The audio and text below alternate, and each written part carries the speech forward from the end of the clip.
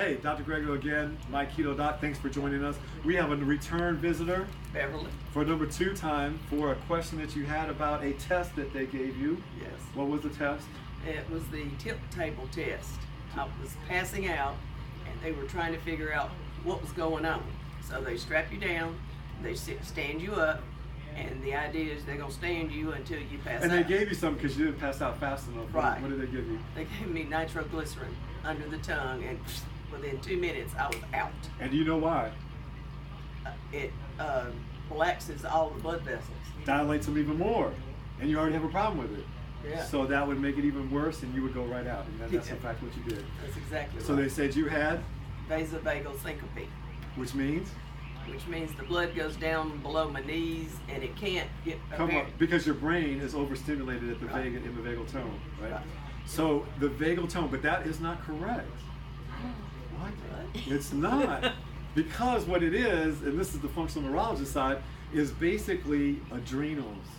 Remember we did an adrenal stretch test, and we stretched your muscle. Well, first we tested your muscle, it was strong. We stretched your muscle, it went weak.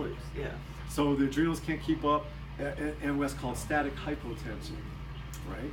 That means when we lie down, our blood vessels should relax, they can dilate, and then when we sit up or stand up, they should contract.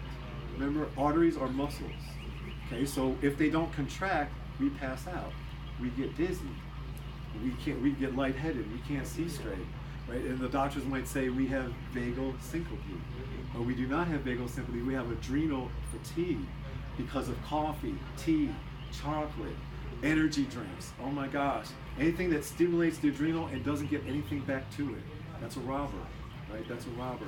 And so we gave you something we gave you adaptogens, ashwagandha, rhodiola, bovine, desiccated bovine. Yes. And we gave that to you for how long? I was on it a month. A month. And now how's your energy level?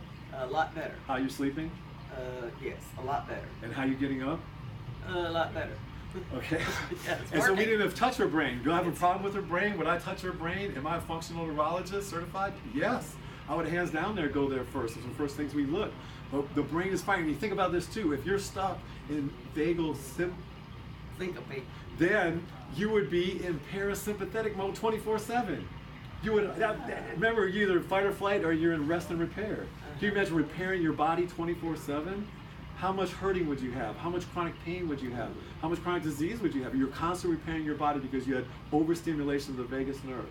I can tell you right now that's rare and far between because everybody we see here, most people out there walking on the planet, are stuck in fight or flight. All the stressors, the physical stress, mental stress, emotional stress.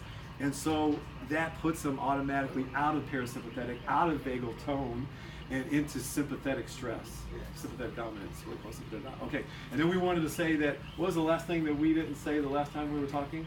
When I had the test, the doctor said, yes, you have vasovagal syncope, and you need to wear compression hose. Compression hose, because we want to keep everything tight. We want to work for the muscle. Well, if I go to the gym for you, how does that work? Yeah. If I do your curls, and I do your sit-ups, and I do your push-ups, you getting stronger? No. You're getting weaker. Yeah, weaker. And that's exactly what compression hose do. They take the place of the workout, the exercise that your arteries are supposed to be doing, and they do it for them. So they just get weaker and weaker. They make your problem worse. They exacerbate it. So is that a smart thing to do? No. No. You know how you can exercise your arteries? Ask me how you can exercise your arteries. How do you exercise it? That's a great question. A gentleman named Wim Hof, got to give him all the credit. WIMHOF. Cold showers, cold and hot showers, together, back and forth. Why? Cold does what? Relax the muscle or contract the muscle? Contracts it. And then warm would? Relax it. And then cold would? Contract it. And then warm would? Relax it. What am I doing? Ah. I'm exercising my cardiovascular system, my arteries, instead of putting socks or compression hose over me, or wraps or Band-Aids. No. Yeah. We want to be stronger, not weaker, right? That's true. 1 + 1 equals? 2. Exactly. If you got something out of this, and I hope you did, share this with somebody. Put it on their Facebook page. Hit the like and subscribe button. And remember always to live your life out loud and fat Free. and fat adapted. Fat adapted. We still got to work on